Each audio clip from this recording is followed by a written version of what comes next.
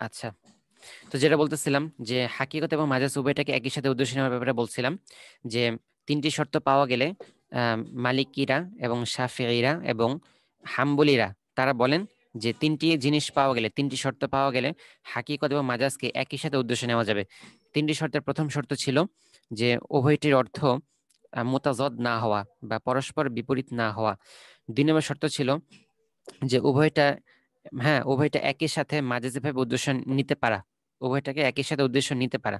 আর 3 নম্বর শর্ত ছিল যে উভয় উভয় অর্থ মুতাকাল্লিম উদ্দেশ্য নিয়ে থাকতে পারেন এমন সম্ভাবনা থাকা। উভয় অর্থ মুতাকাল্লিম উদ্দেশ্য নিয়ে থাকতে পারেন এমন সম্ভাবনা থাকা, যে হয়তো মুতাকাল্লিম যিনি বলছেন বা যিনি বক্তা তিনি হয়তো উভয়টা উদ্দেশ্য নিয়ে থাকবেন, এরকম একটা সম্ভাবনা আছে। তাহলে এই সমস্ত ক্ষেত্রে হাকিকত এবং মাজাজ উভয়টা একই হুকুম, একই হুকুম মানে একই সাথে উদ্দেশ্য নেওয়া যাবে। আর আমরা হানাফিরা বলি যে হাকিকত এবং মাজাজ উভয়টাকে উদ্দেশ্য হিসেবে কখনো একত্রিত করা যাবে না। হয়তো একই মুহূর্তে আপনাকে হাকিকত উদ্দেশ্য নিতে হবে, নয়তো একই মুহূর্তে আপনাকে মাজাজ উদ্দেশ্য নিতে হবে। ঠিক আছে, উভয়টাকে একই সাথে উদ্দেশ্য নেওয়া যাবে না, এটা হচ্ছে হানাফিদের মত। তো আশা করি আপনারা বুঝতে পারলেন। মেসাল কি হতে পারে, যেমন মনে করেন পবিত্র কোরআন শরীফে আছে যে আও আলা সাফারিন আও জাআ আহাদুম মিনকুম মিনাল গায়িত, আও জাআ আহাদুম মিনকুম মিনাল গায়িত। এখানে যে গায়িত শব্দটা বললো, গায়িত শব্দ কাকে বলে? গায়িত শব্দ বলা হয় ময়লা স্থানকে। ঠিক আছে, ময়লা কোনো স্থান, ময়লা স্থানকে গয়েত বলে। এখন এখানে আল্লাহ তাআলা কি বলেন যে আউ জা আহাদুম মিনকুম মিনাল গয়েত, তোমাদের মধ্যে থেকে কেউ যখন ময়লা স্থান থেকে আসে, নাপাক স্থান থেকে আসে। এখন এখানে গয়েত শব্দের একটি হাকিকত মানে হাকিকত হচ্ছে নাপাক জায়গা, আর মানে মাজাজি হচ্ছে ইস্তিনজা। ঠিক আছে, মানে মাজাজি কি? ইস্তিনজা। তাহলে গয়েত শব্দের দুটো অর্থ পেলাম আমরা। হাকিক অর্থ হচ্ছে ময়লা জায়গা, আর মাজাজ অর্থ হচ্ছে ইস্তেনজা অথবা হদসে আসগর। তাহলে আমরা এখানে কোনটা উদ্দেশ্য নিব? তো আমরা হানাফিরা বলি যে উভয়টাকে একই সাথে উদ্দেশ্য নেওয়া যাবে না, বরং আমরা এখানে আগে পরে সবকিছু মিলিয়ে হদসে আসগর অথবা ইস্তেনজাকে উদ্দেশ্য নেব, যে আল্লাহ তাআলা এখানে গয়েত দ্বারা ইস্তেনজা বুঝাইছেন অথবা হদসে আসগর বুঝাইছেন, জায়গা বুঝান নেই। তো অতএব কেউ যদি কোনো নাপাক জায়গা থেকে আসে, ফিরেও আসে, তবুও তার অজু ভঙ্গের হুকুম দেওয়া হবে না। ঠিক আছে, অজু ভঙ্গের হুকুম দেওয়া হবে না। কিন্তু কেউ যদি ইস্তেঞ্জা করে আসে, হ্যাঁ, অথবা কেউ যদি হাদিসে আসগর আসগর থেকে আসে, কাজ ছেড়ে আসে, তাহলে তাকে অজু ভঙ্গের হুকুম দেওয়া হবে। ঠিক আছে, তাহলে এখানে আমরা কি শিখলাম যে ইজমা যেটা আছে, ইজমা, আচ্ছা না ইজমা না, কি বলি, হাকিকত এবং মাজাজ। ঠিক আছে, হাকিকত এবং মাজাজ। তো হাকিকত এবং মাজাজ সম্পর্কে আমরা দেখতেছিলাম যে আমাদের হানাফিদের মতে হাকিকত এবং মাজাজ উভয়টাকে একত্রিত করা জায়েজ নেই, মাকসুদ হিসেবে একত্রিত করা জায়েজ নেই। আর মালিকি, শাফিঈ, হানাবেলা তারা তিনটি শর্ত সাপেক্ষে হাকিকত এবং মাজাজকে একই সাথে উদ্দেশ্য নেওয়াকে জায়েজ বলেন, এবং তিনটি শর্ত আমরা দেখে ফেলেছি। তাহলে এবং মেসালও দেখলাম যে মেসাল হচ্ছে আউজা আহাদুম মিনকুম মিনাল গায়িত। এখানে গায়িত দ্বারা আল্লাহ তাআলা নাপাক, মানে গায়িত দ্বারা আল্লাহ তাআলা কি উদ্দেশ্য নিয়েছেন? ইস্তেনজা উদ্দেশ্য নিয়েছেন। ইস্তেনজা উদ্দেশ্য নেওয়াটা আমরা কিভাবে বুঝলাম? এখানে গায়িত শব্দের দুই অর্থ, হাকিকি অর্থ হচ্ছে নাপাক জায়গা, আর মাজাজি অর্থ হচ্ছে ইস্তেনজা বা হদাস আসগর। তো আমরা এখানে দ্বিতীয়টা উদ্দেশ্য নিয়েছি, এবং দ্বিতীয়টা যখন একবার উদ্দেশ্য নিয়ে ফেললাম, তো হানাফিদের মতে এখানে গায়িত দ্বারা ময়লা জায়গা উদ্দেশ্য নেওয়া যাবে না। ঠিক আছে, ময়লা জায়গা উদ্দেশ্য নেওয়া যাবেই না। আর মালিকেরা তারা বলেন হ্যাঁ যেতেও পারে। ঠিক আছে, যেতেও পারে। আচ্ছা, তাহলে এটাই ছিল আর কি মূলত 268 নং কায়দা, যে লা লা ইয়াজুজুল জামউ বাইনাল হাকিকত ওয়াল মাজাজি মাকসুদাইন, হাকিকত এবং মাজাজ উভয়টাকে একই সাথে উদ্দেশ্য নেওয়া যাবে না। হ্যাঁ, উদ্দেশ্য হিসেবে একই সাথে একত্রিত করা যাবে না। তো উদ্দেশ্য হিসেবে একত্রিত করা মানে একই সাথে উদ্দেশ্য নেওয়া। তো হাকিকত এবং মাজাজকে উভয়টাকে একই সাথে উদ্দেশ্য নেওয়া যাবে না। এরপর 269 পড়েন দেখি আব্দুল সাত্তার।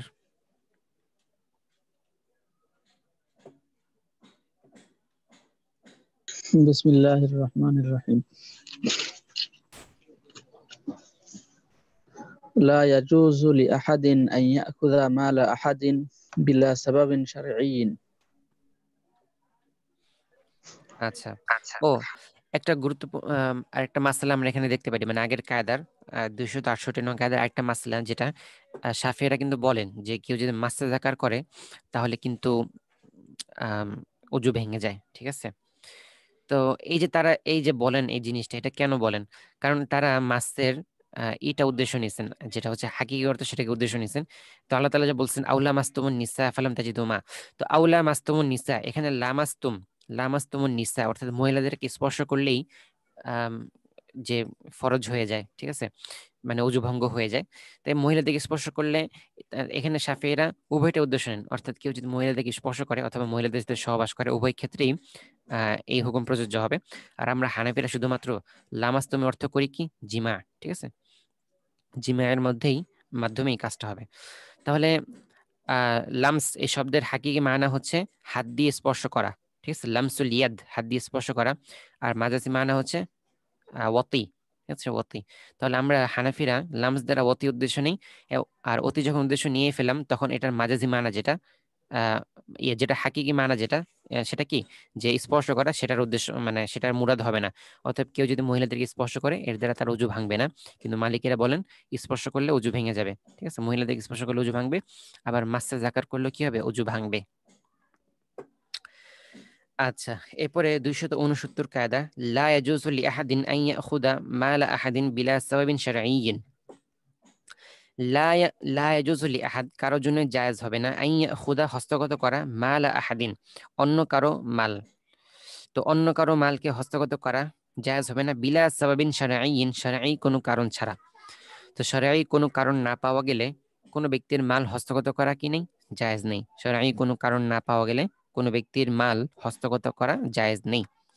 তো এটা স্পষ্ট একটা বিষয় যে শরঈ কোনো কারণ নেই, শুধু শুধু কারো জিনিস ব্যবহার করা হচ্ছে, এটা তো অবশ্যই না জায়েজই হবে, তাই না? স্পষ্ট বোঝাই যায়। এটার এটা বেশি প্র্যাকটিস দেখা যায় হলো মাদ্রাসাগুলোতে। অর্থাৎ দেখা গেল যে আম, একজন ছাত্র গোসল করতে যাবে, সে নিজের গামছা পাচ্ছে না, আরেকজনের গামছা নিয়ে চলে গেল। অথবা একজন নিজের জুতা পাচ্ছে না, বাইরে যাবে নিজের জুতা পাচ্ছে না, হুট করে আরেকজনের জুতা পাইছে, বাস নিয়ে চলে গেল। হ্যাঁ, এটি মাদ্রাসায় খুব বেশি প্র্যাকটিস হতো, এবং এটা খুব ভুক্তভোগী আমি ছিলাম, কারণ আমি নর্মালি কারো জিনিস ব্যবহার করতে পারতাম না, আর আমার জিনিস সবাই নিজে মনে করে ব্যবহার করতো, এই জন্য খুবই বিরক্ত লাগতো। তো এই মাদ্রাসা আপনারা যে মাদ্রাসাগুলোতে থাকেন এখানেও হয়তো এগুলো হয়তো হইতে পারে। এই জন্য ছাত্রদেরকে সতর্ক করে দেওয়া যে কারো জিনিস অনুমতি ছাড়া হ্যাঁ ব্যবহার করা জায়েজ নেই। এই ধারণা করে ব্যবহার করা জায়েজ হবে না যে আরে আমি নিলে কি মনে করবে, আর আমার জন্য অনুমতি আছেই। হুম। তো আমার জন্য অনুমতি আছেই, বা আমার বন্ধু মানুষ, আমি নিলেই সে কি ভাববে, সে মাইন্ড করবে, সে তো মাইন্ড করবে না। এই জাতীয় কোনো ধারণা করেও কারো জিনিস ইউজ করা যাবে না, চাই সাবান হোক, গামছা হোক, জুতা হোক, যে কোনো জিনিস হোক। কোনো ব্যক্তির জিনিস, কোনো ব্যক্তির কোনো মাল অনুমতিহীন, অনুমতি ছাড়া বা শরীয়ী কোনো কারণ ছাড়া, শরীয়ী কোনো ওযর ছাড়া ব্যবহার করা যায় না, ঠিক আছে। অর্থাৎ আমরা কোন মালকে হস্তগত করতে পারবো, শরীয়ত আমাদেরকে কিছু নির্দিষ্ট জিনিস দিয়েছেন, কিছু নির্দিষ্ট ইস্তেলা দিয়েছেন, যেগুলো পাওয়া গেলে শুধুমাত্র মালের উপর কর্তৃত্ব আসে। হ্যাঁ, যেগুলো পাওয়া গেলে মালিকানা লাভ হয়। তো ওই জিনিসগুলো পাওয়া গেলে তবেই ওই জিনিসটাকে হস্তগত করা জায়েজ হয়, এছাড়া জায়েজ হয় না। যেমন শরীয়ত আমাদেরকে ক্রয় করার ক্ষমতা দিয়েছে, আমাদেরকে দান করার ক্ষমতা দিয়েছে, আমাদেরকে মিরাস দেওয়ার ক্ষমতা দিয়েছে, আমাদেরকে ওসিয়ত করার ক্ষমতা দিয়েছে। তো এই জিনিসগুলো যখন পাওয়া যাবে তখনই একমাত্র ওই মালের উপর তাসারুফ করাটা জায়েজ হবে। এই জিনিসগুলো না পাওয়া গেলে দান দান খয়রাত, তারপরে ক্রয় করা, মিরাস, ওসিয়ত, এগুলো না পাওয়া গেলে কোনো মালের উপর হস্তগত করা জায়েজ হয় না।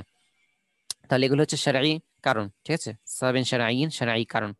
এই শরঈ কারণগুলো পাওয়া গেলেই মালের উপর হস্তগত করা যাবে, এটি না পাওয়া গেলে হস্তগত করা যাবে না। এরপর 270 নং কায়দা, লা ইয়াজুজু লিআহাদিন আন ইয়াতাসাররাফা ফি মিলকিল গায়রি বিগায়রি ইযনিহি। লা ইয়াজুজু লিআহাদিন আন ইয়াতাসাররাফ কারোর জন্য জায়েজ নেই ভোগ করা, তাসারুফ করা। তাসারুফ করা মানে কি, ভোগ করা অথবা ব্যবহার করা। কারোর জন্য জায়েজ নেই ব্যবহার করা বা ভোগ করা ফি মিলকিল গায়রি অন্যের সম্পদ। তো অন্যের সম্পদ তাসারুফ করা মানে অন্যের সম্পদকে ব্যবহার করা। কারোর জন্য জায়েজ নেই অন্যের সম্পদকে ব্যবহার করা বিগাইরি ইদনিহি অনুমতিহীন। তো অনুমতি ছাড়া কারো সম্পদ ব্যবহার বা কারো সম্পদ ভোগ না জায়েজ। তো এটা আগের কায়দার মতোই, হ্যাঁ আগের কায়দার মতোই। আম, ওই যেটাকে বলে ওই যে অন্যজনের গামছা টামছা, এগুলো কারো অনুমতি ছাড়া ব্যবহার করা যাবে না, ঠিক আছে।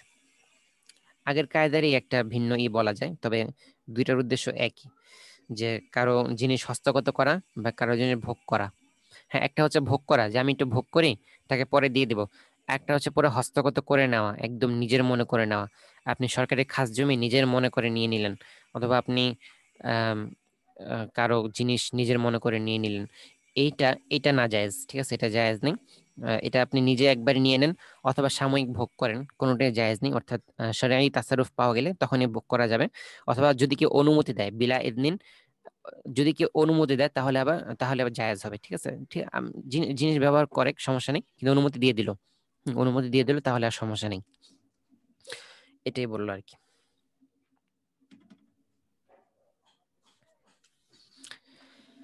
আচ্ছা, এরপর আরেকটি মেসাল হতে পারে যে আমরা কারো উপর মালি জরিমানা করি।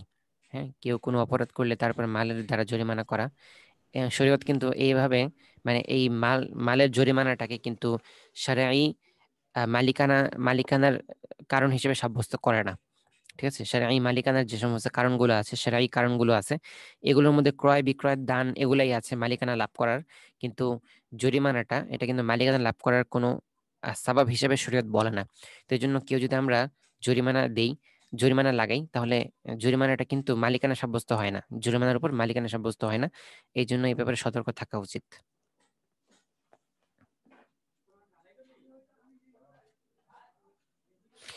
এরপর 271 নং কায়দা, লা ইয়াজুজু মুখালাফাতুল ইজমা। লা ইয়াজুজু মুখালাফাতুল ইজমা। তো লা ইয়াজুজ জায়েজ নেই, মুখালাফা মানে কি, বিরোধিতা, ইজমা মানে উম্মতের ইজমা, মানে ইজমাইল উম্মাহ, মুখালাফাতু ইজমাইল উম্মতি। তো উম্মতের ইজমায়ের বিরোধিতা করা জায়েজ নেই, উম্মতের ইজমায়ের বিরোধিতা করা জায়েজ নেই।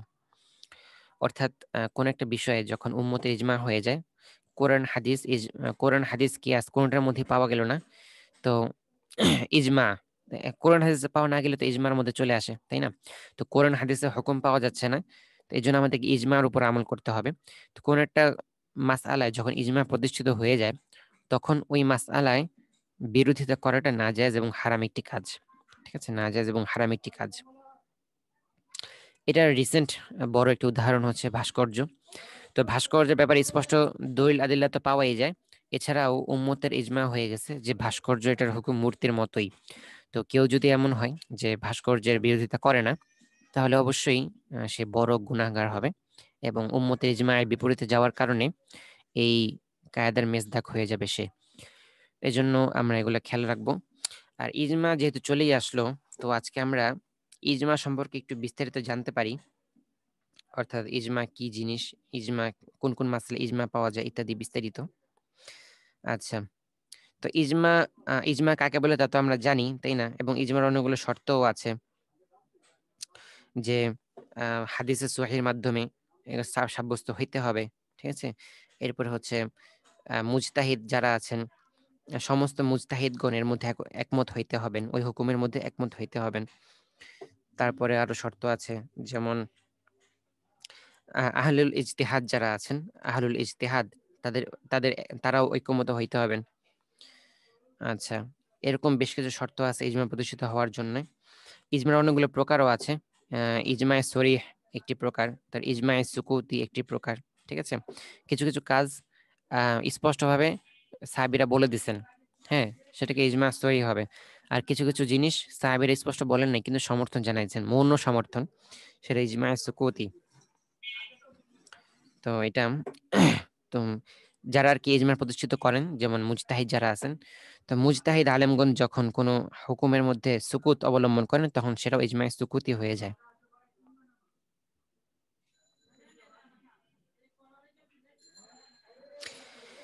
আচ্ছা, তো আমরা আজকে ইজমায়ের কিছু দলিল দেখতে পারি। হ্যাঁ, আপনাদের ইজমায়ের দলিল অনেক দরকার হবে, তো ইজমায়ের কিছু দলিল আমরা আজকে দেখতে পারি। ইজমায়ের অনেকগুলো দলিল আছে, কোরআন শরীফ থেকে দলিল আছে এবং হাদিস থেকে অনেক দলিল পাওয়া যায়। কোরআন শরীফ থেকে দলিল কি কি, যেমন সূরা বাকারার 143 নং আয়াতে আছে, ওয়াকাযালিকা জাআলনাকুম উম্মাতান ওয়াসাতান লিতাকুনু শুহাদা আলান নাস। এটা হচ্ছে ইজমার একটি দলিল, ঠিক আছে।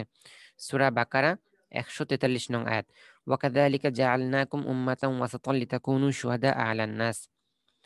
এরপর ইজমার পরবর্তী দলিল হচ্ছে সূরা আলে ইমরানের 103 নং আয়াত। সূরা আলে ইমরান 103 নং আয়াত, ওয়া'তাসিমু বিহাবলিল্লাহি জামিআ ওয়া লা তাফাররাকু, ওয়া'তাসিমু বিহাবলিল্লাহি জামিআ ওয়া লা তাফাররাকু। এরপর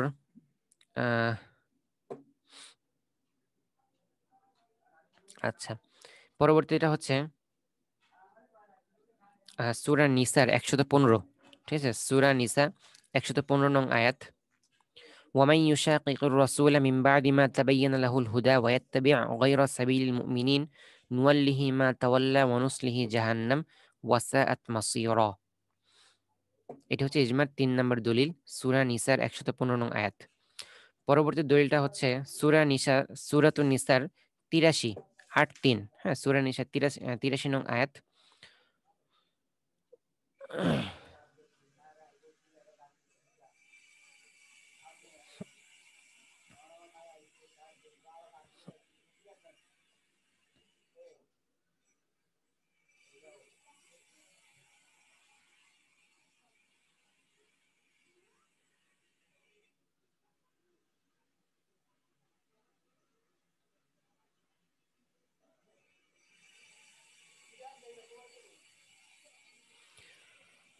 আচ্ছা, হুম, কি বলতেছিলাম? সূরা নিসার আচ্ছা, সূরা নিসার 59 নং আয়াত একটি আছে, ফাইন তানাযাতুম ফি শাইইন ফারুদ্দুহু ইলাল্লাহি ওয়ার রাসূল, ফাইন তানাযাতুম ফি শাইইন ফারুদ্দুহু ইলাল্লাহি ওয়ার রাসূল ইন কুনতুম তুমিনুনা বিল্লাহি ওয়াল ইয়াউমিল আখির।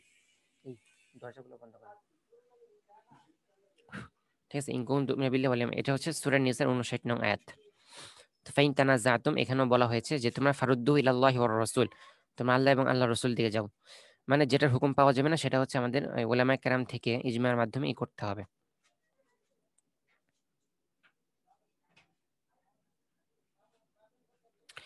কিছু হাদিস আমরা দেখে নিতে পারি ইজমায়ের ব্যাপারে।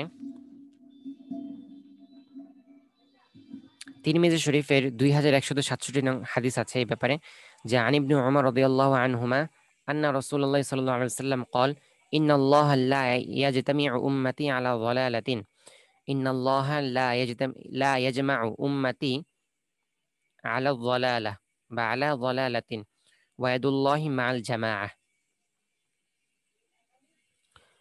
আচ্ছা, একই কিতাবের 83 নং হাদিস হচ্ছে عن أنس بن مالك أن النبي صلى الله عليه وسلم كان يقول إن الله قد أجار أمتي أن تجتمع على ضلالة قد أجار أمتي أن تجتمع على ضلالة।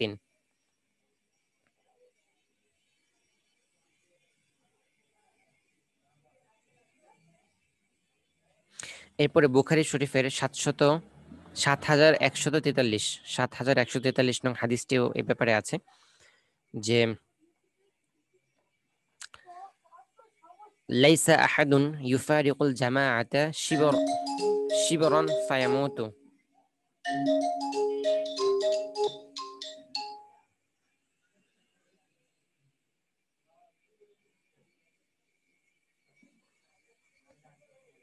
ঠিক আছে, লাইসা আহাদুন ইউফারিকুল জামাআতা শিবরান ফায়ামুতু ইল্লা মাতা মিতাতান জাহিলিয়াতান।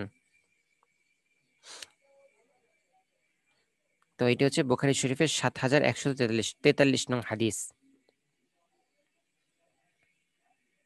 এরপরে আবু দাউদ শরীফের 4758 এই হাদিসটি হচ্ছে قوله صلى الله عليه وسلم من فارق الجماعة شبرا فقد خلع ربقة الإسلام من عنقه من فارق الجماعة شبرا فقد خلع ربقة الإسلام من عنقه।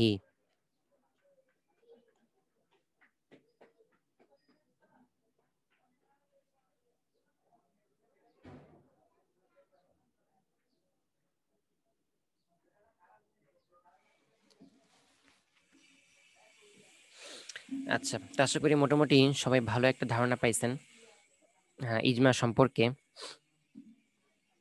ইজমার বেশ কিছু দলিল আদিল আমরা এখানে জানলাম, আজকে কোরআনের থেকে কিছু হাদিস জানলাম এবং হাদিস থেকেও কিছু অংশ আমরা দেখলাম, যেটা হচ্ছে ইজমার উপর দালালত করে।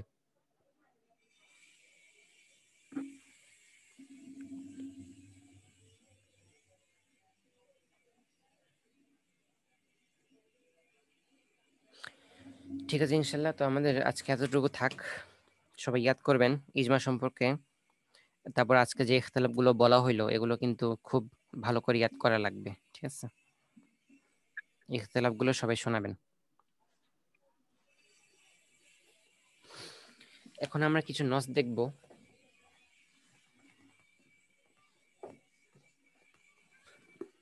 আচ্ছা, আমাদের নস কতটুকু হয়েছিল?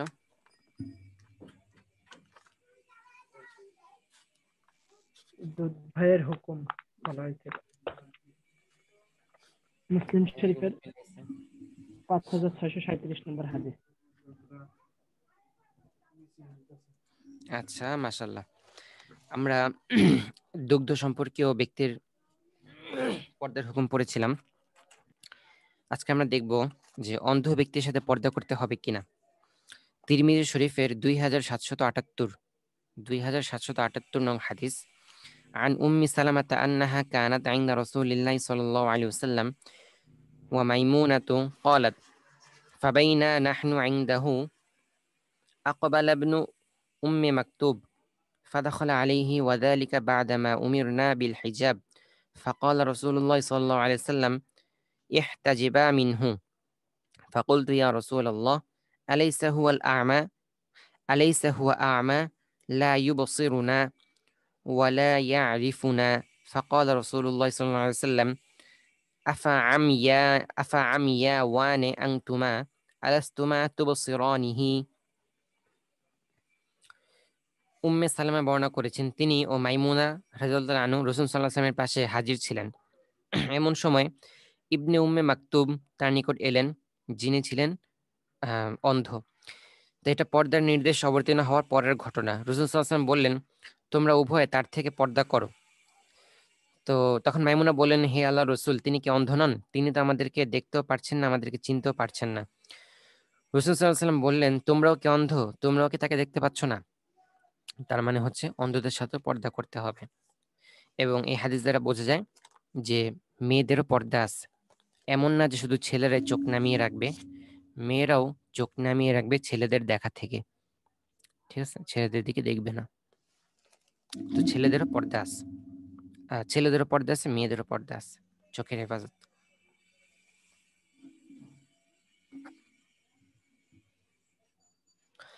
তো আমরা আজকে থেকে ক্রয় বিক্রয় অধ্যায় শুরু করি। কিতাবুল বুয়ু যেটাকে বলে, বুয়ু সম্পর্কে বিভিন্ন নস আমরা দেখব।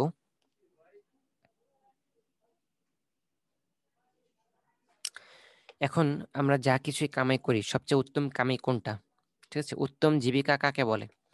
তো এই ব্যাপারে সুনানুল কুবরা লিল বাইহাকি 5 নং খণ্ড 263 নং হাদিস, না 263 নং পৃষ্ঠা, 5 নং খণ্ড 263 নং পৃষ্ঠা। عن رفاعة بن رافع رضي الله عنه أن النبي صلى الله عليه وسلم سئل أي الكسب أطيب قال عمل الرجل بيده وكل بيع مبرور। হযরত রিফা বর্ণনা করেন যে একবার রাসূল সাল্লাল্লাহু আলাইহি সাল্লামকে জিজ্ঞাসা করা হলো কোন প্রকারের জীবিকা উত্তম। তখন হুজুর সাল্লাল্লাহু আলাইহি সাল্লাম বললেন, নিজ হাতে কামাই এবং সমস্ত হালাল ব্যবসা। তাহলে নিজের হাতে কামাই করাটাই হচ্ছে সবচেয়ে উত্তম, এবং সমস্ত হালাল ব্যবসা হচ্ছে উত্তম একটি জীবিকা। এর চেয়ে উত্তম জীবিকা হতে পারে না। আচ্ছা, এরপর আমরা দেখব যে ক্রয় বিক্রয় লেনদেনে ক্রেতা এবং বিক্রেতা উভয় সন্তুষ্টি জরুরি। এই ব্যাপারে তিরমিজি শরীফের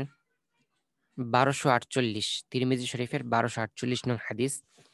عن أبي هريرة عن النبي صلى الله عليه وسلم قال لا يتفرقن عن بيع إلا عن تراض। হযরত আবু হুরায়রা থেকে বর্ণিত, হুজুর সাল্লাল্লাহু আলাইহি ওয়াসাল্লাম ইরশাদ করেন, ক্রেতা ও বিক্রেতা ক্রয় বিক্রয়ের পর দুজনই একে অপরের সন্তুষ্টি ছাড়া আলাদা হবে না। ঠিক আছে, তো ক্রয় বিক্রয়ের পর একে অপরের সন্তুষ্টি ছাড়া ক্রেতা বিক্রেতা যেন আলাদা না হয়, এটা হুজুর বলে গেছেন। তো এই জন্য যদি কখনো দর কষাকষি হয়, অনেকে আছেন এমন করেন, রিক্সাওয়ালা চাইতেছে 20 টাকা, সে 10 টাকা দিয়ে চলে আস, রাখলে রাখো, না রাখলে নাই, মরগা। তো এরকম বলা উচিত না, ঠিক আছে? বরং আপনি রিক্সাওয়ালাকে এমনভাবে ছেড়ে রাখেন যেন আপনিও, আপনার খুশি কি, আপনার তো টাকা যাচ্ছে, কিন্তু সেই জন্য খুশি থাকে। এই জন্য মানে উভয় নেগোসিয়েশনের মাধ্যমে সে 20 টাকা চাইলো, আপনি 10 টাকা দিচ্ছেন, আপনি মধ্যম পন্থা অবলম্বন করে 15 টাকা দিয়ে দেন, সেও খুশি থাকলে আপনিও খুশি থাকলেন, এভাবে। অর্থাৎ লেনদেনের ক্ষেত্রে উভয় পক্ষের সন্তুষ্টি জরুরি, ঠিক আছে?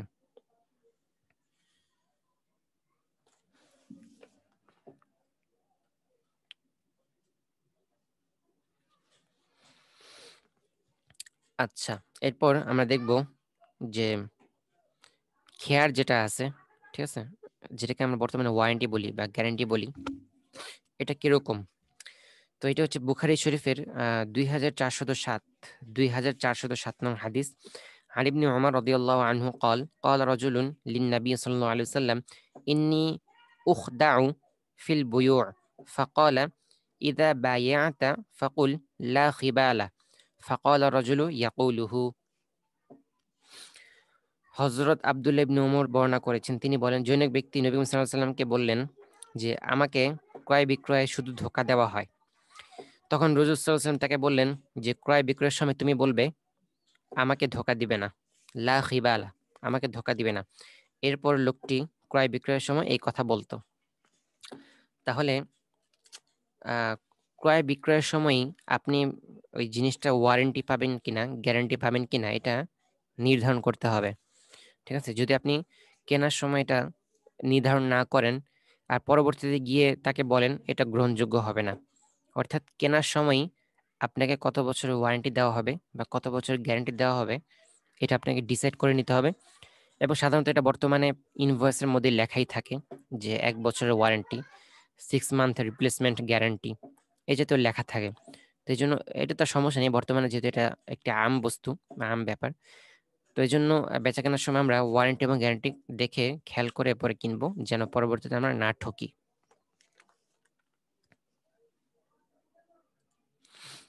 ঠিক আছে, এরপর হচ্ছে যদি আপনার মালে সমস্যা পাওয়া যায়, আপনি কিনছেন, কেনার পরে মালে সমস্যা পাওয়া গেল, এর হুকুম কি? তো এটা হচ্ছে মুসলিম শরীফের 1524 নং হাদিস। عن أبي هريرة أن رسول الله صلى الله عليه وسلم قال من ابتاع شاة مصرات فهو فيها بالخيار 3 أيام إن شاء أمسكها وإن شاء ردها ورد معها صاعا من تمر। হযরত আবু হুরায়রা বর্ণনা করেন যে রাসূল সাল্লাল্লাহু আলাইহি ওয়াসাল্লাম বলেছেন, যে ব্যক্তি ওলান ফুলিয়ে রাখা বকরি ক্রয় করবে, তো তার জন্য 3 দিন পর্যন্ত খেয়ার রয়েছে, তথা ক্রয়ের স্বাধীনতা থাকবে। ইচ্ছা করলে সে এটি রাখতে পারে, আর যদি ফেরত দিতে চায় তবে তার সাথে 1 সা খেজুরও দিয়ে দিবে। তাহলে এখানে নবী করিম বললেন যে যদি কেউ ক্রয় বিক্রয়ের পরে সমস্যার মধ্যে পড়ে যায়, তার জিনিসটি নষ্ট বা সমস্যা হয়ে গেছে, তাহলে সে এটা রিপ্লেসমেন্ট নিতে পারবে, ঠিক আছে? তার জন্য এটা অনুমতি আছে 3 দিনের মধ্যে রিপ্লেসমেন্ট নিয়ে নেওয়া। বর্তমানে তো ওয়ারেন্টি দিয়ে দেয়, 7 দিন পর্যন্ত রিপ্লেসমেন্ট গ্যারান্টি দেওয়া হয়, যে কোনো সমস্যা হলে রিপ্লেস করে দেবে, আর না হলে সার্ভিসিং করে দেবে। তাহলে আপনি কয়দিন রিপ্লেসমেন্ট গ্যারান্টি পাবেন, এটা আপনি কেনার সময় নির্ধারণ করে নেবেন, আর যদি সমস্যা পান তখন রিপ্লেসমেন্ট নিয়ে নেবেন। আর বলতেছে যে যদি এমন হয় যে আপনি জিনিসটা ব্যবহার করছেন, তো ব্যবহারের কারণে অবশ্যই তার মূল্য মানে ক্ষতি আসছে, তাই জন্য হানাফিদের মতে এখানে একটি ক্ষতিপূরণ দিয়ে দিতে হবে, ছোটখাটো একটি ক্ষতিপূরণ, যে আপনি ব্যবহার করছেন।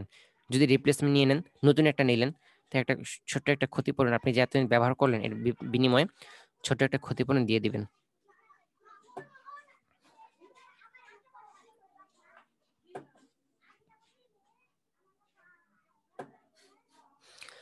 এখন হচ্ছে আমরা দেখব শেয়ারের ব্যবসা। শেয়ারের ব্যবসার হুকুম কি? আদ-দুরুল মুজিয়্যা নামক কিতাব 284 নং পৃষ্ঠা, আদ-দুরুল মুজিয়্যা। عن السائب المخزمي رضي الله عنه أنه كان شريك النبي صلى الله عليه وسلم قبل البعثة فجاء يوم الفتح فقال مرحبا بأخي وشريكي। হযরত সাইব মাখজুমি বর্ণনা করেন যে তিনি রাসূল সাল্লাল্লাহু আলাইহি ওয়াসাল্লামের নবী হওয়ার পূর্বে তার ব্যবসার শরীক ছিলেন। অতঃপর মক্কা বিজয়ের সময় যখন সাইয়্যিব রাসূলের কাছে আসলেন, তখন রাসূল সাল্লাল্লাহু আলাইহি ওয়াসাল্লাম তাকে বললেন, অভিনন্দন হে আমার ভাই, এবং অভিনন্দন হে আমার শরীক, হে আমার শেয়ার হোল্ডার। তাহলে এর মাধ্যমে কি প্রমাণিত হয় যে শেয়ারের ব্যবসা জায়েজ। মানে হচ্ছে আপনি নিজে একটা বিজনেস দাঁড় করাতে পারছেন না, আপনি কয়েকজনকে শেয়ার নিলেন, কয়েকজনকে টাকা একত্রিত করে এরপরে সবার লাভ লোকসান সমানভাবে ধরে আপনি বিজনেস শুরু করলেন, এটা বৈধ আছে, সমস্যা নেই। কত নম্বর পৃষ্ঠা বলা হলো? 284।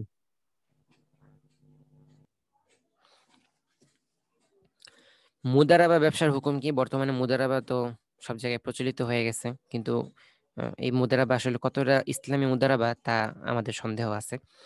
মুদারাবা সম্পর্কে মুয়াত্তা মালিকের 1370 নং হাদিস। মুয়াত্তা মালিক 1370। حدثني مالك عن العلاء بن عبد الرحمن عن أبيه عن جده أن عثمان بن عفان أعطاه مالا قراضا يعمل فيه على أن الربح بينهما।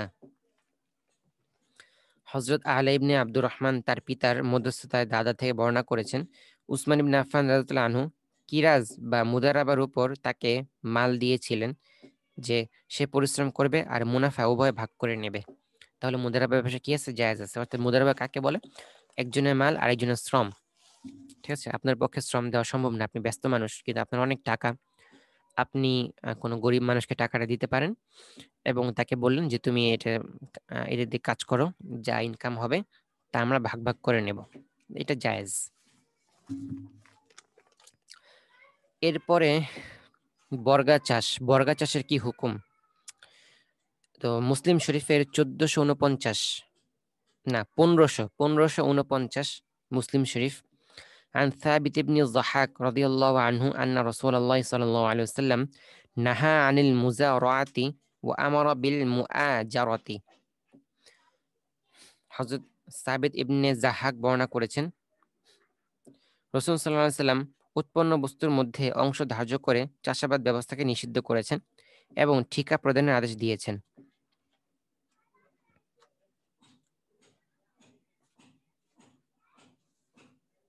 তাহলে মুজারা কি না? বৈধ না। ঠিক আছে? অর্থাৎ কাউকে আপনি জমিন দিয়ে দিলেন এবং তাকে বললেন যে তুমি এখানে ফসল ফলাও, এই 10 গজ জমিনে যা ফসল হবে সব আমার, বাকিগুলো তোমার। এভাবে জায়েজ হবে না। ঠিক আছে? কারণ এখানে মাবিয়া যেটা, পণ্য যেটা, সেটা কিন্তু অজানা।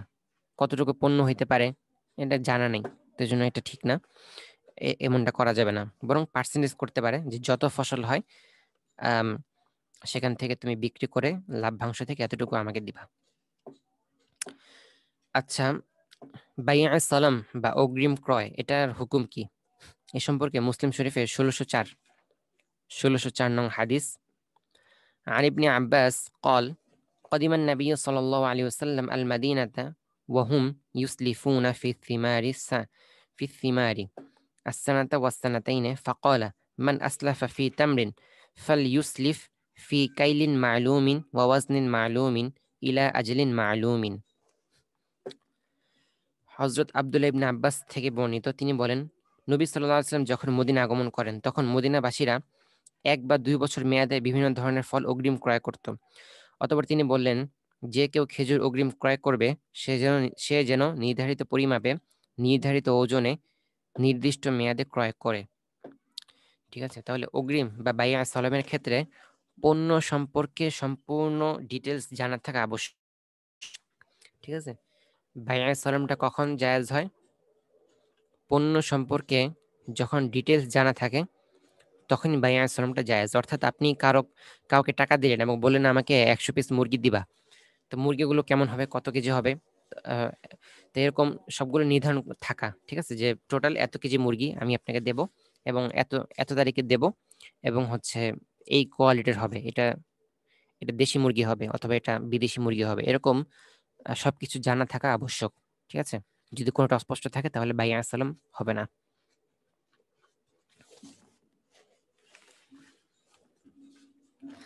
এরপরে একটি গুরুত্বপূর্ণ মাসলা, যে জুমার আজানের সময় ক্রয় বিক্রয়ের হুকুম কি? ঠিক আছে, এই সম্পর্কে তো আয়াত আছে, সূরা জুমার আয়াত, ফাসআউ ইলা যিকরিল্লাহ ওয়াদারুল বাইয়া। ঠিক আছে, ইযা নুদিয়া লিস-সালাহ মিন ইয়াউমিল জুমআহ ফাসআউ ইলা যিকরিল্লাহি ওয়াদারুল বাইয়া। তো হাদিস হচ্ছে দুররুল মানসুর। ঠিক আছে, দুররুল মানসুর 6 নং খণ্ড 219 নং পৃষ্ঠা, 6 নং খণ্ড 219 নং পৃষ্ঠা, দুররুল মানসুর। এখানে হাদিসটি উল্লেখ আছে যে আন ইবনে আব্বাস قال قال رسول الله صلى الله عليه وسلم حرمت التجارة يوم الجمعة ما بين الأذان الأول إلى الإقامة أي انصراف الإمام لأن الله يقول يا أيها الذين آمنوا إذا نودي للصلاة من يوم الجمعة فاسعوا إلى ذكر الله وذروا البيع ذلكم خير لكم إن كنتم تعلمون। হযরত ইবনে আব্বাস বর্ণনা করেছেন রাসূল সাল্লাল্লাহু আলাইহি ওয়াসাল্লাম বলেন, জুমার দিন প্রথম আযান থেকে ইকামত পর্যন্ত অর্থাৎ ইমাম সাহেব ফিরে যাওয়া পর্যন্ত ব্যবসা বাণিজ্যকে হারাম করা হয়েছে।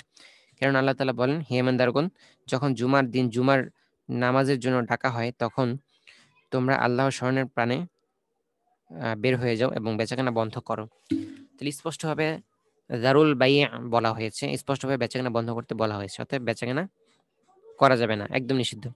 জুমার সময় দেখা যায় যে মসজিদের ঢোকার পথে বা আশেপাশে টুপি, মেসওয়াক, আতর এগুলো নিয়ে মানুষ বসে, সম্পূর্ণ অনুচিত এবং হারাম একটি কাজ।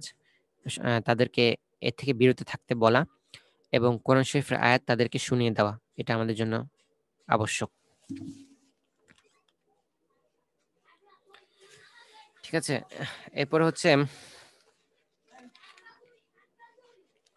বন্ধক আমরা যে রাখি, ঠিক আছে, এই বন্ধক রাখার কি হুকুম। তো বন্ধক রাখার হুকুমের ব্যাপারে সহিহ মুসলিম শরীফের 1603 নং হাদিস, মুসলিম শরীফের 1603 নং হাদিস, عن عائشة رضي الله عنها أن النبي صلى الله عليه وسلم اشترى من يهودي طعاما إلى أجل ورهنه درعه। হযরত আয়েশা থেকে বর্ণিত, রাসূল সাল্লাল্লাহু আলাইহি সাল্লাম জনৈক ইহুদির কাছ থেকে নির্দিষ্ট মেয়াদে খাদ্যশস্য খরিদ করেন এবং নিজের বরমও তার কাছে বন্ধক রাখেন। তাহলে বন্ধক রাখাটা কি আছে? জায়েজ আছে। ঠিক আছে, বন্ধক রাখা জায়েজ। তো আসলে বন্ধক রাখাটাই হচ্ছে উত্তম। ঋণ নেওয়ার থেকে বন্ধক নেওয়াটা উত্তম, সব দিক দিয়ে উত্তম। কারণ ঋণ নিলে তখন ঋণের অপর নাম হচ্ছে করজ। আপনার যার থেকে ঋণ নেবেন তার সাথে সম্পর্ক কেটে যাওয়ার আশঙ্কা আছে। দেখা যাবে আপনি টাকা দিতে পারলেন না, তো চরমভাবে অপমানিত হতে পারেন বা সম্পর্ক নষ্ট হতে পারে। এজন্য যদি আপনি বন্ধক রেখে দেন, অর্থাৎ আপনি তার কাছ থেকে কিছু একটা নিলেন, বিনিময়ে আপনি তার কাছ থেকে কিছু একটা রেখে দিলেন, ঠিক আছে, সিকিউরিটি হিসাবে, তো এটা করলে জায়েজ আছে, কোনো সমস্যা নেই এবং এটা করাই উচিত। তাহলে যার কাছ থেকে ঋণ নিয়েছেন তিনি তার একটা শান্তি, মানে একটা মনে শান্তি থাকে এবং সে মানে সে মনে মনে এটা একটা শান্তি ভোগ করে যে বন্ধকি জিনিস তো সে নিতে আসবেই, আর নিতে আসলে আমার টাকা পরিশোধ করবে। তো এই জন্য বন্ধক নেওয়াটা, ঋণের থেকে বন্ধক নেওয়াটা ভালো।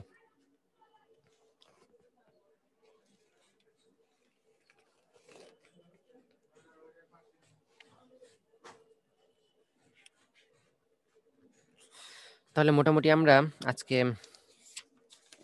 অনেকগুলো নজ দেখলাম, সবাই ইনশাআল্লাহ ইয়াদ করব। যারা নোট করতে পারেননি তারা পরবর্তীতে ভিডিও দেখে নোট করে নেবেন। আশা করি কারো কোনো বুঝতে সমস্যা নাই। ঠিক আছে, এরপর যে আপনারা হাজিরা দেন।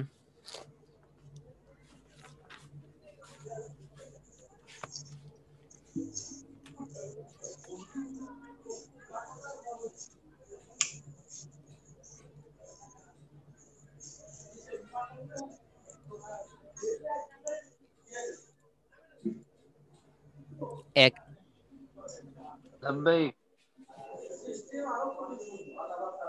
দুই, আমার কথা কি যাচ্ছে না নাকি? যে আসছে কারো কোনো কথা শুনতেছি না আমি। আচ্ছা, আমরা শুনতে আমরা পাচ্ছি। শুনতে এক মিনিট, পাচ্ছি। আমি এবার শুনতে আসতেছি। পাইতেছি।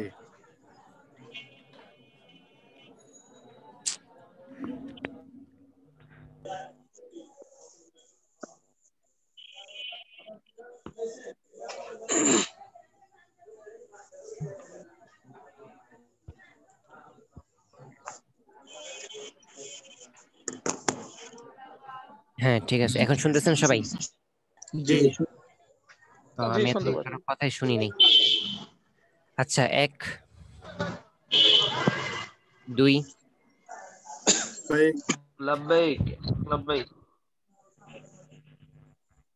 3 لبيك 4 لبيك 5 লব্বাইক 6 লব্বাইক 7 লব্বাইক 8 9 10 লব্বাইক 11 লব্বাইক 12 লব্বাইক 13 লব্বাইক 14। লব্বাইক। ঠিক আছে, ইনশাল্লাহ সবাই ভালো মতো পড়বেন। আর আমাদের ক্লাসে সেঞ্চুরি হতে যাচ্ছে, এই জন্য সবাই ভালো মতো পড়া ধরবেন ইনশাল্লাহ। আজকে 99, আগামীকাল 100তম ক্লাস হবে। জি, আসসালামু আলাইকুম। আসসালামু আলাইকুম ওয়া রাহমাতুল্লাহ। আসসালামু আলাইকুম ওয়া রাহমাতুল্লাহি ওয়া বারাকাতুহু। ওয়া আলাইকুম আসসালাম ওয়া রাহমাতুল্লাহ। আচ্ছা, জি সবকটা বলেন।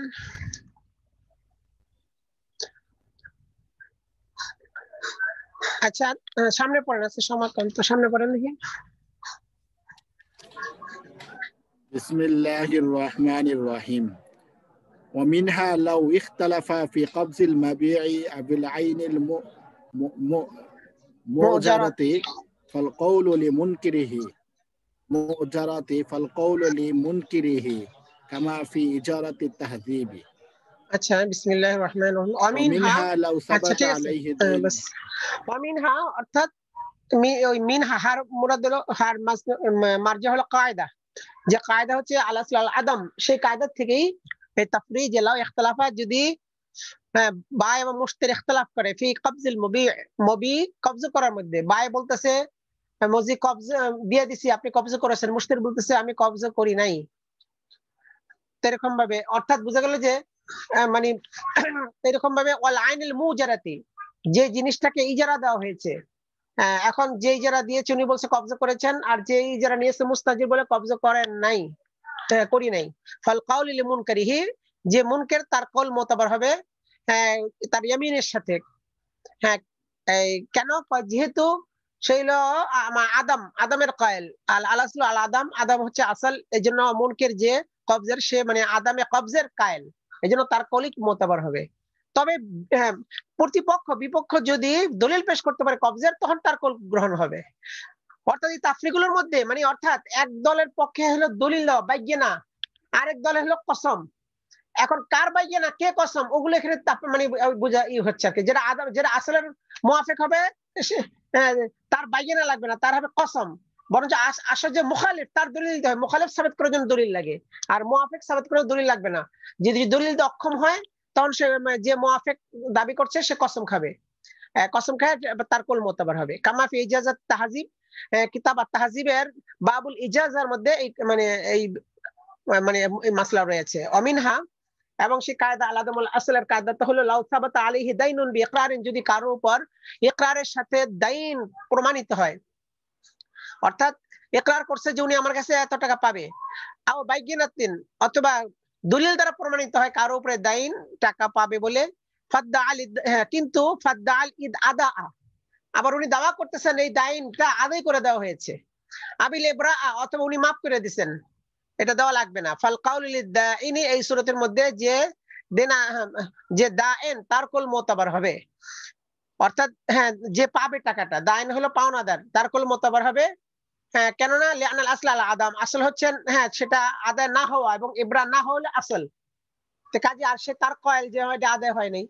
এখন যদি বিপক্ষে যদি দলিল পেশ করতে পারে আদায়ের, তাহলে সেটা গ্রহণ হবে বাইয়িনার সাথে, তো তার উপরে হলো বাইয়িনা, আর দাইনের উপরে হচ্ছে কসম, কসমের সাথে তার কল গ্রহণ করা হবে। অমিনহা, এবং সেই কায়দা থেকে আরেকটা তাফরিল লাউ ইখতিলাফা ফি কিদামিল আইবি, যদি বাই মুশতারি দুজন ইখতিলাফ করেন, কিদাম মানে কি পুরাতন হওয়া, আল আইব মানে দোষ, দোষের পুরাতন হওয়ার ব্যাপারে ইখতিলাফ করতেছে, অর্থাৎ হ্যাঁ পূর্বেই দোষ ছিল মবির মধ্যে, এই দাবি করতেছে মুশতারি, বাই বলতেছে না পূর্বে কোনো আইব ছিল না, আপনি নেওয়ার পরে আইব হয়েছে।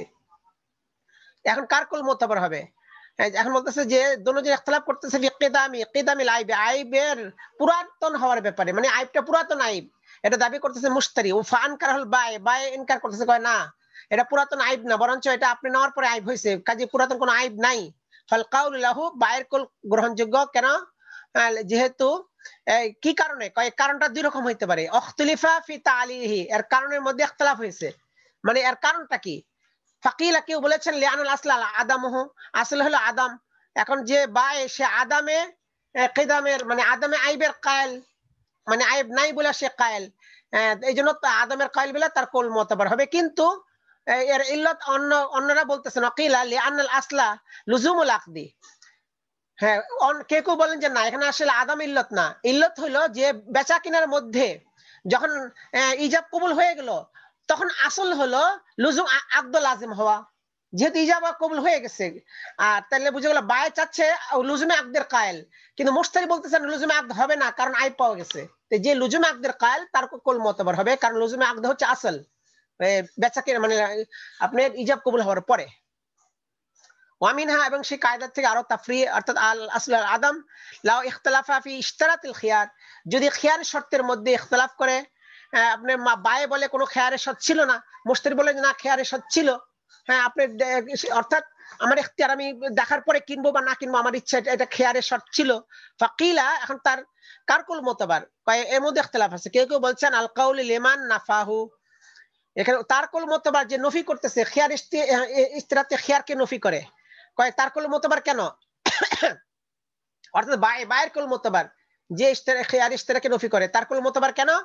আমালান বিয়ানাল আসলা আদামহু, কয় এই ভিত্তিতে মানে কাজ করে যে আসল হচ্ছে আদম না হওয়া, অর্থাৎ কোনো শর্ত না থাকা বাইরের মধ্যে, এটা হচ্ছে আসল, নতুন করে শর্ত এটা আরোপিত হয়, এই জন্য যে শর্ত না থাকার এই হিসেবে তার বায়ের কুল মোতাবার। আর যদি মুশতারি দলিল প্রমাণ পেশ করতে পারে যে শর্ত শেয়ারে খরচ ছিল, তার কুল গ্রহণ করা হবে। ওয়াকিলা, আচ্ছা এটা হলো একটা মাযহাব। আরেক মাযহাব হচ্ছে ওয়াকিলা, কেউ বলেছেন লিমান ইদআহু, কয় যে দাওয়া করতেছে তার কুল মোতাবার হবে, যে অর্থাৎ যে খিয়ারের শর্ত দাবি করতেছে তার কুল মোতাবার হবে। কেন? লিআনহু ইনকিরু লুজুমা আকদি, উনি লুজুমে আকদের ইনকার করতেছে। তো লুজুমে আকদ না হওয়া, আসলে হলো না হওয়া, অর্থাৎ এখানে অন্য দিকটা ঘুরাইছে, লুজুমে আকদের ইনকার করতেছে, এই জন্য তার কুল মোতাবার হবে, কারণ এর মধ্যে আদম আকদ লাজিম না হওয়া, তার এটা হচ্ছে যে অর্থাৎ এই স্বাভাবিক অবস্থায় আকদ না হওয়া হচ্ছে আসল। কিন্তু অন্যরা বলতেছে না, ইজাব কবুল হওয়ার পরে লুজুম হওয়া আসল, কাজে এর মধ্যে ইখতিলাফ হয়ে গেছে। ওয়াকাদ হাকাইনাল কাউলাইন, এই দুই কল আমি বিস্তারিত বয়ান করেছি, নকল করেছি ফি শারহে কানজে সরার মধ্যে, বাহরুর রায়কের মধ্যে।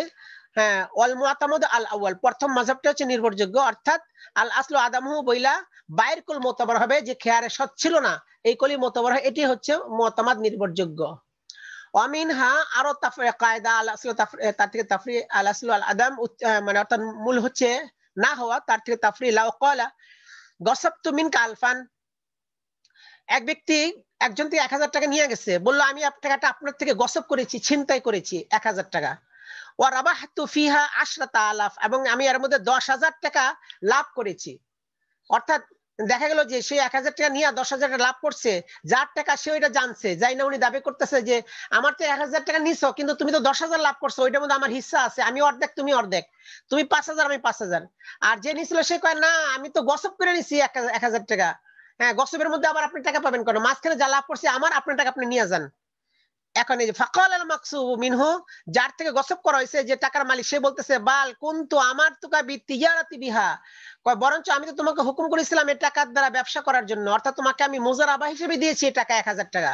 তো মুজারাবা হিসেবে দিলে কাজে অর্ধেক অর্ধেক 50-50 হবে। এখন আর ওই ব্যক্তি বলতেছে যে আমি গসব করছি, যে কোনো টাকা লাভ দেওয়া লাগবে না, শুধু মূল টাকা নিয়ে যান। ফাল কাউলিল মালিক, টাকার যে মালিক তার কুল মোতাবার হবে। হ্যাঁ, আচ্ছা কেন? সামনে আছে কামাফি ইকরারিল বাজাজিয়াতি, ফতহ বাজাজিয়ার বাবুল ইকরারের মধ্যে এই মাসলাটা আছে। আচ্ছা, এখানে এই মালিকের কথা কুল মোতাবার কেন? ইয়ানি লিতামাসসুকিহি, অর্থাৎ এখানে মানে এই ইল্লত বয়ান করা হয়েছে লিতামাসসুকিহি বিল আসল, মালিক আসলের দলিল পেশ করছে। আসল কি? আদামুল গসব, গসব না হওয়া, অর্থাৎ মালের জন্য গসব না হইলে আসল। যেহেতু উনি উল্লেখ করেছেন যে আমার তুকা বিত্তিজারা, আর আর গাসেবে বলছে কি আমি গসব করেছি, এই জন্য গাসেবের কুল মোতাবার হবে না, আদামে গসবই হচ্ছে আসল, এই জন্য এই মালিকের কুল মোতাবার হবে এবং বাইয়ে মুজারাব হিসেবে তার লাভ দিতে হবে। আর যদি গসবকারী দলিল পেশ করতে পারে যে গসব হিসেবে নিছে, সেটা ভিন্ন কথা, তখন ওই হুকুম হবে। অন্যথায় মালিকের কল মোতাবার হবে ইয়ামিনের সাথে। ওয়ামিনহা, এবং সেই কায়দা তাফরিদ থেকে আল আসলু আল আদাম, এর থেকে তাফরি হচ্ছে লাউ ইখতিলাফা ফি রুয়াতিল মাবি, মাবি অর্থাৎ বিকৃত জিনিস দেখার ব্যাপারে ইখতিলাফ করেছে। বাই বলতেছে যে জিনিস বিক্রি করেছে আপনি দেখেছেন, কাজে আর কোনো খেয়ারে রুয়াত থাকবে না। আর মুশতারি বলতেছেন আমি দেখি নাই, আমার খেয়ারে রুয়াত থাকবে, এখন আমি দেখার পরে পছন্দ হলে নিব না না নিব, ইখতিলাফ। ফাল কাউলুল মুশতারি, যে মুশতারি ক্রেতা তার কল মোতাবার হবে ইয়ামিনের সাথে, কসমের সাথে। কেন? লিয়ানাল আসলা আদামুহা, কারণ আসল হচ্ছে খেয়ারে, আসল হচ্ছে রুয়াত না হওয়া, দেখে নাই এটা আসল, কারণ দেখাতে একটা আরেজ লাহেক হয়, এই জন্য এটা আসল, এই জন্য আসলের উপরে দেখে নেই ধর্তব্য হবে। আর যদি উনি প্রমাণ করতে পারে বা যে না দেখছে, তাহলে সেটা গ্রহণ করা হবে প্রমাণের ভিত্তিতে। আর উনি প্রমাণ করতে না পারলে মুশতারিকুল মোতাবার হবে ইয়ামিনের সাথে। ওয়ালাউ ইখতিলাফা, কাজে এগুলো মাসালাগুলো যে দিতেছে আসলে বোঝার জন্য যে বাইয়িনা কার উপরে আর ইয়ামিন কার উপরে আসবে, এটা আর কি বোঝার জন্য মাসালাগুলো দেওয়া হচ্ছে। যা বলতেছে তারকুল মোতাবার, এর মানে কি আর প্রতিপক্ষ বাইয়িনার দিয়ে নিতে পারবে, আর না নিলে উনি দলিল কসম খায় উনি নিয়ে যাবে, এটাই বোঝাচ্ছে আর কি সব মাসালার মধ্যে। ওয়ালাউ ইখতিলাফা ফি তাগয়িরিল মাবিই বা'দা রু'য়াতিহি, যদি মানে কার মুশতারি বায় দুজন ইখতিলাফ করতেছে মাবি বিকৃত জিনিস মুতাগায়্যির পরিবর্তন হওয়ার ক্ষেত্রে, বা'দা রু'য়াতিহি দেখার পর, অর্থাৎ জিনিসের মধ্যে আমার কাছে ত্রুটি দেখা গেছে, এখন বাই বলতেছে এই ত্রুটি আপনি দেখছেন, দেখে আপনি এটা নিছেন, মুশতারি বলতেছে না আমি ত্রুটি দেখি নাই, এইতে মুবির মধ্যে যে পরিবর্তন এটা আমি দেখি নাই। কাজী এটা মানে অর্থাৎ দেখার পরে মুবির মধ্যে পরিবর্তন, মানে অর্থাৎ মাল দেখে ফেলেছে। এখন এই অবস্থার মধ্যে বাই বলতেছে মালের মধ্যে কোনো ত্রুটি ছিল না, কোনো ত্রুটি ছিল না, আমি ফ্রেশ মাল দিছি আপনাকে। আর মুশতারি বলতেছে না এই ত্রুটি আগে ছিল, এই অথচ দেখার পরে এই মালটার মধ্যে ত্রুটি বের হয়েছে আর কি। ফাল কাউলিল বাইয়ের কুল মোতাবার, কারণ লিআন আসলা আদামুত তাগয়ির, কোনো পরিবর্তন না হচ্ছে আসল। যদি পরিবর্তন যখন নিচে তখন পরিবর্তন ছিল, এটা প্রমাণ করতে পারলে তার কুল মোতাবার হবে, আর প্রমাণ করতে না পারলে বাইয়ের কুল মোতাবার হবে ইয়ামিনের সাথে, কারণ আসল হচ্ছে আদামুত তাগয়ির, কোনো পরিবর্তন না হওয়া। কারণ দেখছে, দেখার পরে ওই সময় তো কিছু বলে নিয়ে গেছে, তারপরে পরিবর্তনের দাবি করতেছে, এই জন্য এটা কুল মোতাবার হবে না। আচ্ছা, তামবিহ, একটা সতর্ক মানে দৃষ্টি আকর্ষণ, সেটা কি এতক্ষণ পর্যন্ত যা কিছু বলা হইলো আল আসলু আল আদম, একটা কায়দা বলা হইলো, এটা কিন্তু সর্বক্ষেত্রে না। লাইসা আল আসলু আল আদম মুতলাকান, আল আসলু আদম মানে এর মূল হচ্ছে আদম না হওয়া, এই যে একটা কায়দা বয়ান করেছি আমরা, এটা কিন্তু মুতলাকান না, মানে সর্বক্ষেত্রে না। তাহলে কোন ক্ষেত্রে? ওয়াইন্নামা হুয়া ফি সিফাতিল আরিজাতি, সিফাতে আরিজার ক্ষেত্রে এটা প্রযোজ্য, মানে যত গুণ আছে যে গুণগুলা পরে আরিজ হয় লাহেক হয়, ওই ক্ষেত্রে গুণ না হওয়া হচ্ছে আসল, আর গুণটা হওয়া হচ্ছে এটা হচ্ছে মানে কারণ আরিজা অতিরিক্ত, এটা আসল না, আসলের খেলাফ। কিন্তু তো এই ক্ষেত্রে মানে সিফাতে আরিজার ক্ষেত্রে আল আসলু আল আদম, কিন্তু যদি সিফাতে আরিজা না হইয়া সিফাতে আসলিয়া হয়, ওয়াম্মা ফি সিফাতিল আসলিয়াতি, কিন্তু সিফাতে আসলিয়া যেগুলো মানে আসলি সিফাতে আসলিয়া মানে কি জন্মগত ভাবে তার মধ্যে গুণটা আছে, পরে লাহেক হয় নাই। সিফাতে আরেজা কাকে বলে? সিফাতে আরেজা ওই সিফাতকে বলে যে গুণটা তার মধ্যে জন্মগত ভাবে ছিল না, পরে তার দ্বারা তার কামাইয়ের মাধ্যমে হাসিল হয়েছে, অথবা কোনো ভাবে সে এই গুণটা পাইছে, তাকে বলে সিফাতে আরেজা। আর সিফাতে আসলিয়া মানে জন্মগত ভাবে যে দুনিয়াতে যে গুণটা নিয়ে আসছে সে, ওটাকে বলে সিফাতে আসলিয়া। তো সিফাতে আসলিয়ার মধ্যে ফাল আসলু আল উজুদু, যেহেতু সে দুনিয়াতে গুণটা নিয়ে আসছে, এজন্য আসল হলো সেই গুণটা বিদ্যমান থাকা। সিফাতে আসলিয়ার ক্ষেত্রে যদি মতভেদ হয়, তখন গুণটা বিদ্যমান থাকার উপর রায় হবে, ওটা হলো আসল। আর সিফাতে আরেজা যেটা, ওটা যেহেতু দুনিয়াতে নিয়ে আসে না, পরে লাহেক হয়, এই জন্য এক্ষেত্রে আসল হলো গুণটা না হওয়া, এই গুণটা হওয়ার জন্য দলিল লাগবে। আর সিফাতে আসলিয়ার মধ্যে আসল হলো গুণটা থাকা, না থাকার জন্য দলিল লাগবে, এই আর কি। কারণ এখন এটা তাফরিকি ও তাফারা আলা যালিক, এর উপরে তাফরি বের করা হয়েছে এভাবে, আন্নাহু লাউ ইশতারাহু আলা আন্নাহু খাব্বাজুন, যদি কোনো গোলামকে কিনে, ক্রেতা একজন গোলামকে কিনলো এই ভিত্তিতে যে সে রুটি বানানোওয়ালা খাব্বাজ, সে রুটি বানাতে পারে, একটা গুণ। আও কাতিবুন, অথবা সে কিতাবাত করতে পারে, লিখতে পারে, মানে কিতাবাত, সে লেখক, লিখতে পারে, সে কেরানি। কিন্তু ওয়ানকারা উজুদা যালিকাল ওয়াসফি, কিন্তু মুশতারি সে ওয়াসফের তার ভিতরে থাকাকে ইনকার করতেছে, কয় না আমি তো নিলাম, নিয়া দেখি এর মধ্যে এই গুণ নাই। খাব্বাস যে সে রুটি বানাতে পারে না, কাতেব যে সে লিখতে পারে না, এই গুণটা তার মধ্যে নাই। আর বাই যে বিক্রেতা, সে বলে হ্যাঁ তার মধ্যে গুণ আছে, অবশ্যই সে রুটি বানায়, আমাকে আমি খাইছি, এবং সে কাতেব, তার লেখা আমি, তার দিয়ে আমি লেখা নিছি। এখন কার কুল মোতাবার হবে? ফাল কাউলু লাহু, মুশতারির কুল মোতাবার হবে। কেন? লিয়ানাল আসলা আদামুহুমা, এই খাব্বাজ এবং কিতাবাতের গুণ না হওয়া হচ্ছে আসল, কারণ এটা হচ্ছে সিফাতে আরিজা। লিকাউনিহিমা মিনা সিফাতিল আরিজাতি, এই রুটি বানানো, কিতাবাত, এটা সিফাতে আরিজা, এইজন্য না হওয়া হচ্ছে আসল। বায়ের কুল মোতাবার হবে, সে তো আসলের কথা বলতেছে। আর যদি এই বিপক্ষে প্রমাণ করতে হলে দলিল লাগবে। এটা হলো দিলজ কোনটা? সিফাতে আরিজার দলিল। সিফাতে আসলিয়ার তাফরি কি? এটা হলো সিফাতে আরিজার তাফরি। সিফাতে আসলিয়ার তাফরি হলো লাউ ইশতারাহা আলা আন্নাহা বিক্রুন, যদি কোনো বান্দিকে ক্রয় করে কেউ এই ভিত্তিতে যে সে বাকেরা, এখন বাকেরা হিসেবে তাকে কিনছে, কিন্তু কেনার পরে ওয়ান কারা কিয়ামাল বাকারাতি, এবং সে বলতেছে যে বাকারাত তো তার মধ্যে বাকি নাই, বাকারাত তার মধ্যে বাকি নাই, মানে কাজে সে সাইবা হয়ে গিয়েছে, এটা বলতেছে ক্রেতা। আর বিক্রেতা বলছে না সে বাকেরা, আমি জানি সে বাকেরা, তাকে কেউ ব্যবহার করে নাই। ওয়াদাহুল বাইউ, বাই দাওয়া করতেছে বাকারাতে, সে বাকেরা, কিয়ামে বাকারাতে দাওয়া করতেছে, আর মুশতারি ইনকার করতেছে। কার কোন মোতাবার হবে? ফাল কাউলিল বাই, বাই কুল মোতাবার, বাকারাত থাকাটা মোতাবার এখানে গ্রহণ করা হবে। কেন? লিয়ানাল আসলা উজুদুহা, বাকারাতটা পাওয়া যাওয়া হচ্ছে আসল। কেন? লিকাউনিহা সিফাতান আসলিয়াতান, কারণ বাকারাত সিফাতটা এটা আসলি, অর্থাৎ জন্মগতভাবে বাকেরা হয়, কাজে এটা থাকাটা হলো আসল। যদি মুশতারি তার জায়েল হওয়ার যদি মানে দাবি করে, তার দলিল দিতে হবে। উনি যদি দলিল না দেয়, তাহলে বায়ের কুল মোতাবার হবে ইয়ামিনের সাথে, কসমের সাথে। কাযা ফি ফাতিল কাদির, ফাতিল কাদিরের মধ্যে এরকম বর্ণনা রয়েছে। মিন খিয়ারিশ শর্ত, বাবে খিয়ারিশ শর্তের মধ্যে এই মাসআলা বিস্তারিত আলোচনা আছে। ওয়াহাদা তাফাররা, এর ভিত্তিতে সামনের মাসআলাটা তাফরি করা হয়েছে যে লাউ ক্বালা, যদি কেউ বলে, কোন গোলামের মালিক বলল, কুল্লু মামলুকিন লি খাব্বাজুন ফাহুয়া হুররুন, আমার যত গোলাম আছে রুটি বানানোওয়ালা সবাই আজাদ। ফাদদাআহু আব্দুন, একটা গোলাম দাবি করলো যে আমি রুটি বানানোওয়ালা গোলাম, কাজে আমি আজাদ।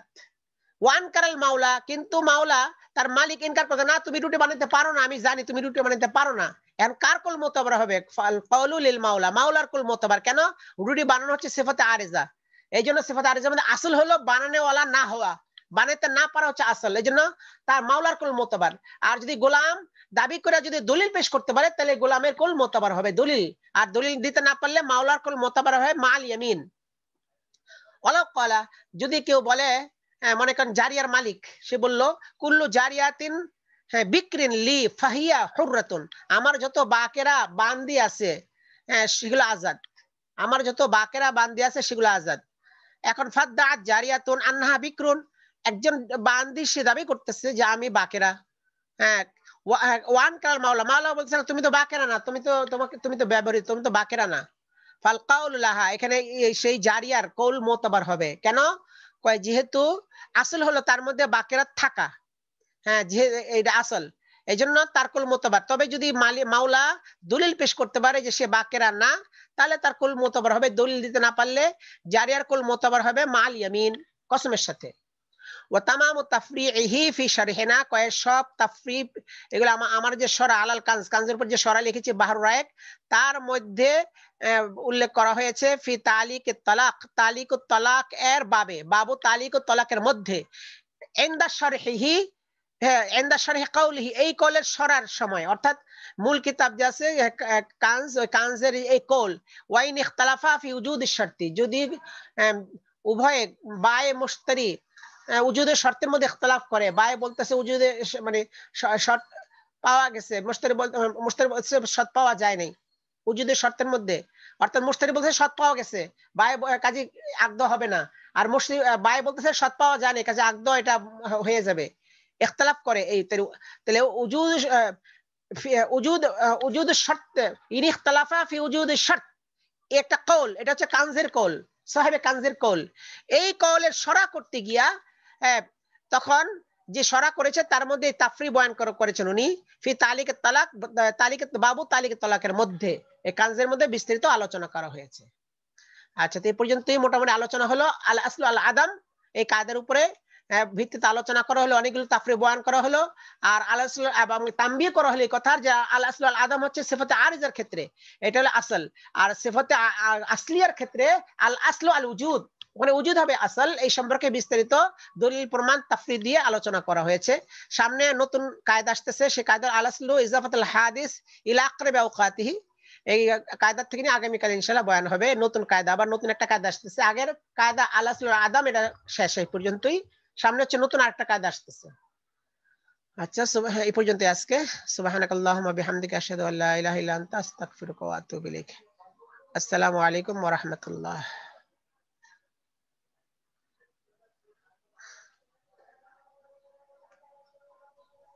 ওয়ালাইকুম আসসালাম।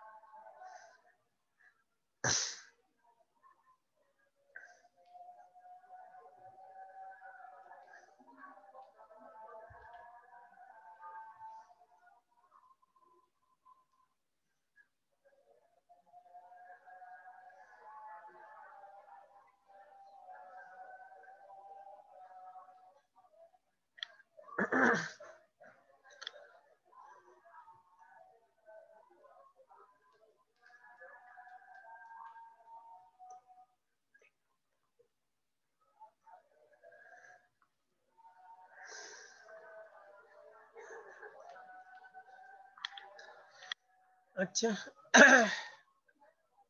ইয়াহইয়া আল মাদানী আছেন? জি, জি, আছি। আসসালামু আলাইকুম ওয়া রাহমাতুল্লাহ। ওয়ালাইকুম আসসালাম। জি, সব ভালো আছো? জি, আলহামদুলিল্লাহ।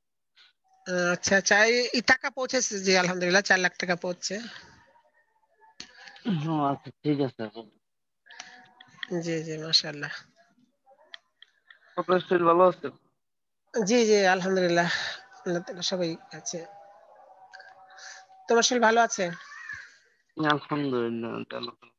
আহ, দেশে তো অনেক সমস্যা হইতেছে, বুঝবি, ওই নিয়ে ভাষ্যকার নিয়ে হ্যাঁ, ভাস্কর নিয়ে তো ছাত্রদেরকে গ্রেফতার করলো।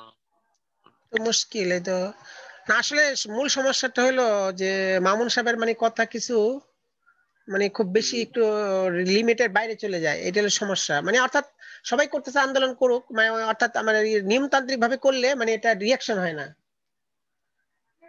জি জি।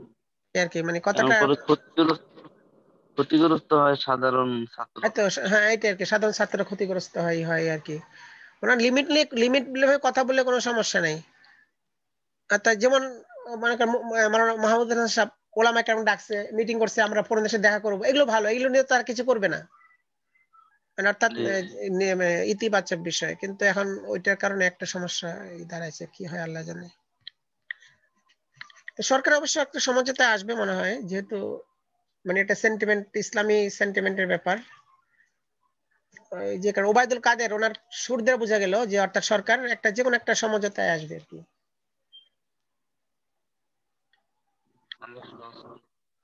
জি, আল্লাহ তাআলা সহজ করে দেন সবকিছু। জি। জি, শুকরান ফি আমালিল্লাহ। আসসালামু আলাইকুম ওয়া রাহমাতুল্লাহ।